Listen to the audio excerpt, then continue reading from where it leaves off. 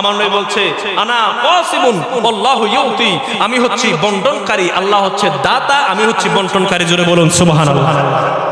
আমার নবী জান্নাতের মালিক। আপনি কি জন্য জান্নাত চাইবেন? আপনি জান্নাতের মালিকের সন্তুষ্ট চান, তখন জান্নাত আপনার পিছনে অটো ঘুরবে। কথা কোন ঠিক না বেঠে?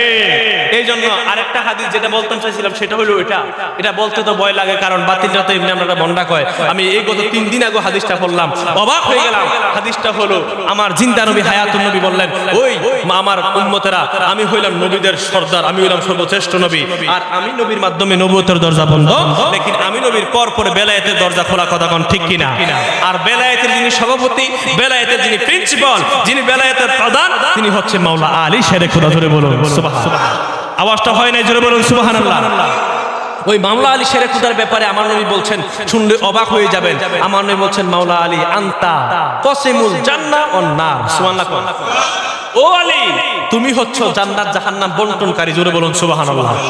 ওই আলী, তুমি চাইলো যাকে ইচ্ছা তাকে জান্নাত দান করতে পারবা, তোমাকে এমন ক্ষমতা দান করা হবে, তুমি যাকে ইচ্ছা তাকে জান্নাত দিবা, যাকে ইচ্ছা তুমি তাকে জাহান্নাম দিতে পারবা। উচ্চ কণ্ঠে জোরে বলুন আল্লাহু আকবার।